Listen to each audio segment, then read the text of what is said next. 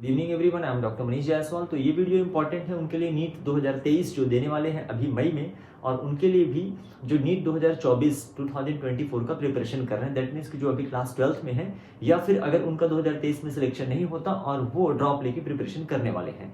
तो इंपॉर्टेंट इसलिए है क्योंकि अब आप सबको पता है कि नीट का जो एग्जाम होता है क्लास 11th और 12th के एनसीईआरटी बुक पे बेस्ड होता है, चाहे वो बात फिजिक्स की हो, केमिस्ट्री की हो या फिर बायोलॉजी की हो। बायोलॉजी में तो स्ट्रेट फॉरवर्ड क्वेश्चन जो होते हैं एनसीईआरटी से आते हैं। तो इस बार 2023 और 23 के लिए नीट एनसीईआरटी का जो सिलेबस है उसको काफी अपडेट किया गया है। उसमें क्या नीट 2023 में डिलीटेड सिलेबस से जो डिलीटेड सिलेबस है उससे क्वेश्चन नहीं आएंगे, तो ऐसा बिल्कुल भी नहीं है, क्योंकि ऑलरेडी एनटीए ने नीट 2023 के लिए अभी जो होने वाला है उसके लिए सिलेबस आपको रिलीज किया है। दैट मीन्स कि अभी तक जो 11th और 12th में एनसीईआरटी का फिजिक्स, केमिस्ट्री और बायोलॉजी था उसी के बेसिस पे ये 2023 का पेपर होने वाला है। तो जो चैप्टर डिलीट किए गए हैं या जो टॉपिक हटाए गए हैं उससे पेपर बनेगा अगले साल के लिए, मतलब 2024 के लिए। और उसमें भी फाइनल कंफर्मेशन जो होगा जब आपका नीट 2024 का फॉर्म आएगा, मतलब दिसंबर जनवरी के टाइम पे नेक्स्ट ईयर का जब फॉर्म आएगा, और फॉर्म के साथ में जब ये सिलेबस प्रोवाइड करते हैं तो ऐसा हो भी सकता है कि जो चैप्टर डिलीट कर दिए गए हैं 11th-12th से, या जो टॉपिक डिलीट कर दिए गए हैं वो नीट के सिलेबस में हो। ज्यादातर संभावना ये रहती है, क्योंकि आपको पता है मैंने कहा कि ये 11th और 12th के एनसीईआरटी पे ही बेस्ड होता है नीट का एग्जाम। दैट मीन्स कि 11th और 12th के एनसीईआरटी में जो टॉपिक्स और जो चैप्टर्स हैं वही आपका नीट का सिलेबस होता है। लेकिन हो सकता है कि कुछ एडिशनल या कॉम्पिटिशन एग्जाम है तो कुछ एक्स्ट्रा ऐड करने के लिए आपको नीट के एग्जाम में कुछ एडिशनल सिलेबस भी पढ़ना पड़ जाए। तो वो सारी चीजें तो फाइनल कंफर्मेशन होगा, लेकिन अभी फिलहाल हम बात करेंगे बायोलॉजी सब्जेक्ट की कि कौन कौन से चैप्टर इसमें डिलीट कर दिए गए हैं। पूरी तरह से कंप्लीटली चैप्टर डिलीट किए गए हैं। साथ ही साथ में अगर आपको देखा जाए तो कुछ चैप्टर्स के मैंने कहा कि पर्टिकुलर टॉपिक्स ही डिलीट किए हैं, पर वो चैप्टर अभी भी है। तो बल्क जो होता है, पहले टोटल जो होता था इससे पहले, मतलब अभी तक कहना चाहिए क्योंकि अभी नीट 2023 के एग्जाम नहीं हुआ है, तो बायोलॉजी में टोटल 38 चैप्टर्स होते थे, जिसमें से 11th वाले पोर्शन में 22 चैप्टर थे और 12th वाले पोर्शन में 16 चैप्टर थे। पर अभी क्या किया गया है, 11th वाले पोर्शन से 3 चैप्टर कंप्लीटली डिलीट कर दिए गए हैं, मतलब वो पूरी तरह से चैप्टर ही हटा दिए गए हैं। बाकी चैप्टर में भी चेंजेस किया गया है, काफी मेजर चेंजेस है। मतलब एक तरह से देखा जाए तो कंटेंट कम हो गया है, रिड्यूस हो गया है। अब इसका क्या इम्पैक्ट पड़ने वाला है एग्जाम पे या टोटल मार्क्स पे, या कुछ और चेंजेस होंगे नीट में अगले साल, वो सारी चीजें तो समय आने पर देखा जाएगा। अभी तक आपको पता है कि बायोलॉजी जो होता है टोटल 360 मार्क्स का होता है आउट ऑफ 720। दैट मीन्स कि 50% टोटल मार्क्स कवर करता है। सिलेबस कम कर दिया गया है, दैट मीन्स कि कंपटीशन और बढ़ जाएगा। ऑफ कोर्स जो है क्वांटिटी कम होती है तो क्वालिटी इंप्रूव हो जाती है। क्या क्या जो चेंजेस हैं वो जो आपको दिखेंगे कि यूनिट 1 में ये सारे चैप्टर्स रखे तो गए हैं, लेकिन इनमें से भी the living world, biological classification, plant kingdom, animal kingdom में से बहुत सारे टॉपिक्स को हटा दिया गया है। मतलब कंटेंट जो है उसको रिड्यूस किया गया है, चैप्टर सारे हैं, ठीक है।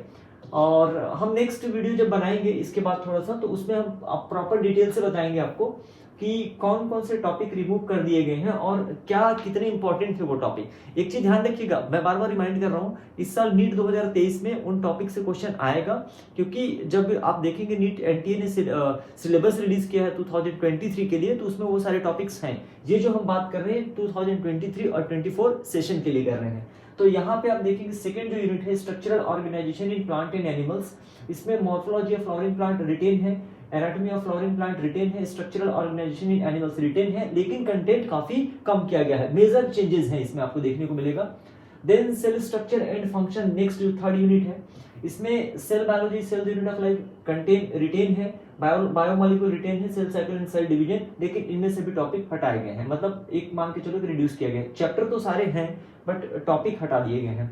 प्लांट फिजियोलॉजी में आपको मेजर चेंज देखने को मिलेगा, क्योंकि इसमें से 2 चैप्टर सीधे हटा दिए गए हैं। सीधे प्लांट फिजियोलॉजी आपका स्टार्ट होगा photosynthesis in higher plants, respiration in plant and plant growth and development.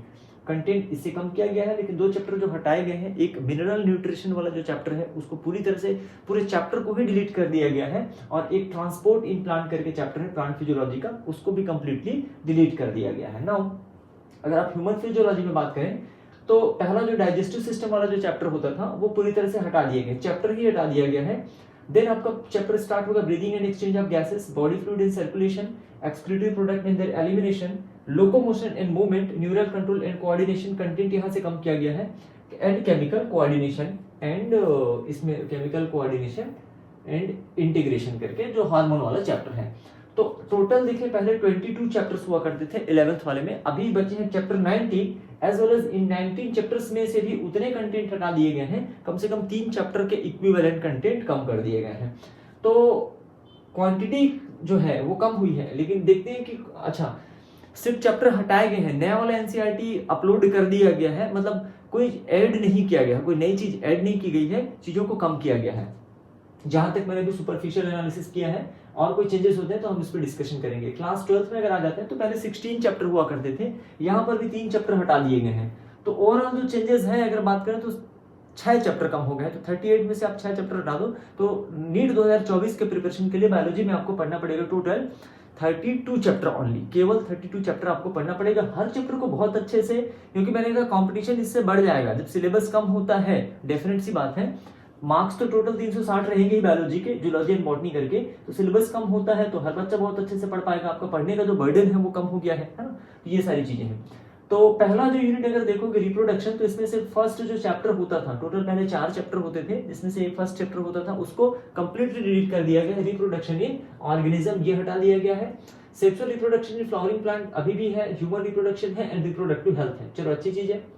Then genetics and evolution जो सेकंड यूनिट है, इसमें तीनों चैप्टर को रिटेन किया गया है, बट थोड़ा सा कंटेंट में इसके डिफरेंस है। बायोलॉजी इन ह्यूमन वेलफेयर से एक चैप्टर हटा दिया गया है। ह्यूमन हेल्थ एंड डिजीज अभी भी है। माइक्रोब्स इन ह्यूमन वेलफेयर काफी छोटा सा चैप्टर है, हर साल 1 या 2 क्वेश्चन इससे आते ही हैं, तो ये दोनों चैप्टर अभी भी हैं। एक चैप्टर होता था strategies for enhancement in food production, वो चैप्टर कंप्लीटली डिलीट कर दिया गया है।